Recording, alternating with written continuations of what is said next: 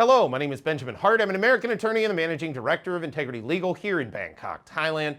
As the title of this video suggests, we're discussing business nominees, real estate in Thailand, and wills. We're discussing this in the context, I'll dive in here real quick into an article from the Bangkok Post, bangkokpost.com. Article is titled, Legal Issues Threaten Koh Samui Maid's Claim to Late Employer's Estate. We've discussed this case previously. This was really kind of a sad situation. It looked like a foreigner committed suicide here in Thailand, and then their maid was set to inherit a fairly sizable estate from this foreign national, but it turns out that this estate was structured in such a way that it looks like it's in violation of Thai law.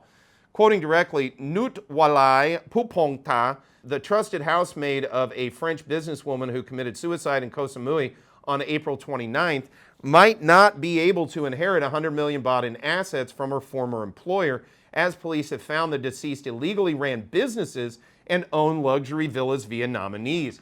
So, something we've talked about in other videos. Nominees are explicitly illegal in Thailand. So using them to run businesses via a front, that's illegal. Meanwhile, it's also illegal for foreign nationals to own land. So in many ways, it's doubly illegal to utilize a corporation with nominees in order for a foreigner to effectively own/control Thai land here in Thailand. That's also a problem. Both of those things alone are illegal, and on top of one another, they sort of compound the illegality, if you were, as it were. Quoting further, following a 7-month-long investigation into matters involving the suicide of 59-year-old Catherine Delacote, authorities have filed charges against multiple entities and individuals. The investigation has implicated 2 companies, GVNE Co. Ltd. and Maxi Cake Co. Ltd., in acting as nominee entities for Delacote to acquire plots of land in Thailand illegally. These actions violate Thailand's foreign land ownership laws, which prohibit foreigners from owning land. Charges were also filed against 2 Thai individuals, Tongsai Katisuk, 50, and Ratchaprapa Soreda, 36, are accused of aiding Delacote in acquiring the land through fraudulent means, including filing false statements to officials and holding shares on behalf of a foreign national in violation of Thai law. The investigation confirmed that Delacote's villa and adjoining properties were registered under nominee companies she controlled.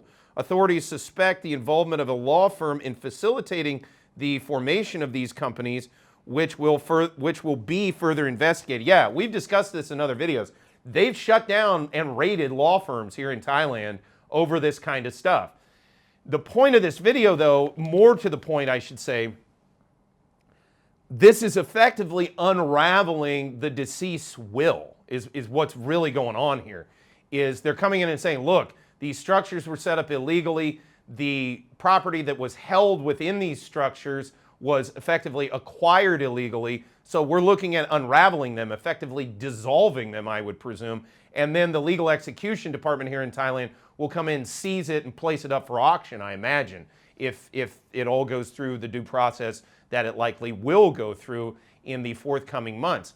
Point I'm trying to make here is when doing estate planning, when making plans for, the eventuality of one's passing, this is one of the things that needs to be taken into account, because again, these nominee structures could be dissolved in the event of someone passing away. And I expect that this will become more acute as we see people who possess property here in Thailand pass away, and then these structures are placed under the scrutiny of the Thai probate courts, what we would call in the common law vernacular Thai probate courts.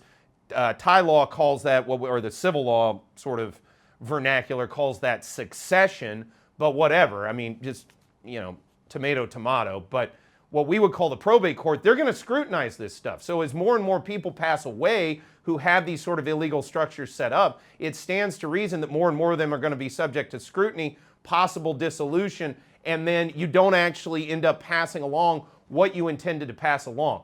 Point I'm trying to make is effective estate planning probably could forestall or mitigate a lot of that, and that's one of the reasons why it might not be a terrible idea if folks do have an estate here in Thailand, especially involving property and corporate interests, may not be a terrible idea to contact a legal professional, gain some insight and guidance into how best to proceed.